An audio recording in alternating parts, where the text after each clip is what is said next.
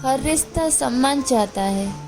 मालिनी जब भी कभी अपने माता पिता के घर जाती थी तो उसका सामान पहले से दोगुना होकर आता था, लेकिन उसने कभी भी अपने ससुराल में ये जताया नहीं, क्योंकि मायका भी उसका, माँ बाप भी उसके और सामान भी उसका, तो जताना कैसा। मालिनी का एक भाई था जिसकी शादी बहुत पहले ही हो चुकी थी और वो अब दूसरे शहर में अपनी पत्नी के साथ रहता था, क्योंकि नौकरी ने आजकल सबको बंजारा बना दिया है। जब वो माता पिता के साथ थी तो मालिनी जब भी फोन करती थी सबसे बात हो जाती थी। देवेश, मालिनी का भाई, रीता, भाभी, तोलो मोलो, उनके बच्चे जब से दूसरे शहर में गए हैं तब से बातों का सिलसिला कुछ कम हो चला है। देवेश जब भी फैक्ट्री जाता था अक्सर फ्री होने पर मालिनी को फोन कर लेता था, लेकिन रीता हमेशा व्यस्तता का बहाना करके छूट जाती थी। मालिनी जब भी घर फोन करती तो सबसे बात किया करती थी, चाहे फिर वो तोलो मोलो हो या भाभी। पर धीरे धीरे उसे ये एहसास होने लगा कि कहीं उसका बार बार फोन करना उसकी भाभी को पसंद ना आता, तो उसने स्वतः ये फोन का सिलसिला कुछ कम कर दिया। स्वीटी, मालिनी का जेठानी, अपने परिवार में और बच्चों में ही व्यस्त रहती थी। मालिनी को वहाँ से भी कोई उम्मीद नहीं थी, क्योंकि मालिनी उसके गलत नहीं मानती थी, बस ढलती जा रही थी इस दुनियादारी में। पर ऐसे में वो बहुत मिस करती थी एक कम उम्र बहन को, जिसको शायद फोन करना उसे कभी बुरा ना लगता। पर हर किसी को नहीं मिलता यहाँ प्यार जिंदगी में। और धीरे धीरे मालिनी ने भी खुद को व्यस्त कर लिया इस भागती दौड़ती जिंदगी में। एक दिन मालिनी ने अपने घर किटी पार्टी रखी थी और उसके लिए उसने सत्संग का आयोजन किया था, तो उसने स्वीटी को अपने घर बुलाया हुआ था। स्वीटी का पति उसे मालिनी के घर छोड़कर ऑफिस के काम के लिए चला गया और बोल के गया कि मैं थोड़ी देर में आ जाऊंगा। स्वीटी ने देखा कि अर्जुन, उसका पति, को आने में अभी टाइम लगेगा, तो उसने मौके का पूरा फायदा उठाया और बच्चों के साथ गप्पे मारने बैठ गई। मालिनी जो काम कहती वो स्वीटी कर देती और फिर आकर बैठ जाती, और साफ पता चल रहा था कि वो जो भी कर रहा है मजबूरी में कर रही है।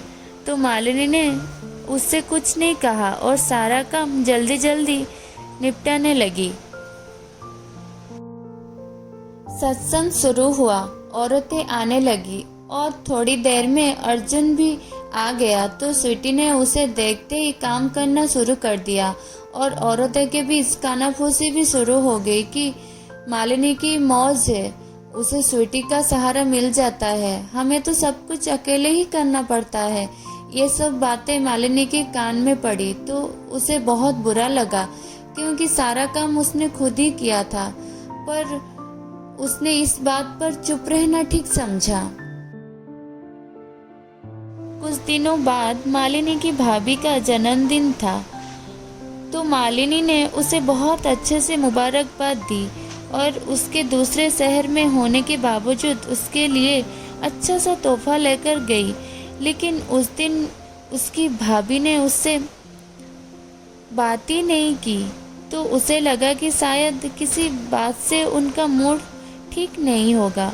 लेकिन कई बार उसने ये देखा कि जब उसका भाई सामने होता था तो भाभी अच्छे से बात करती थी, लेकिन जब वो सामने नहीं होता तो उसे मूड खराब होने का नाटक दिखाना।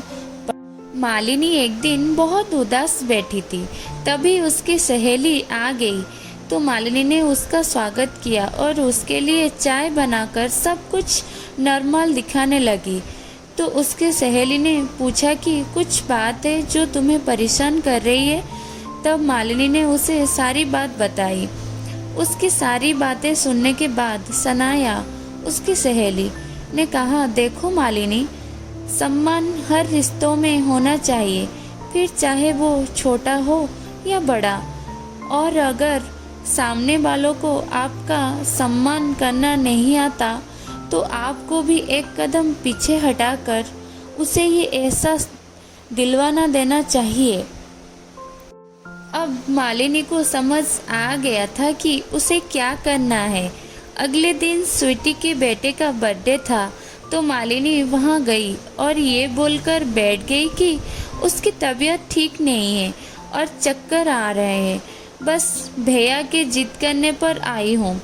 स्वीटी ने जो काम मालिनी के हिस्से के लिए छोड़े हुए थे वो उसे खुद करने पड़े।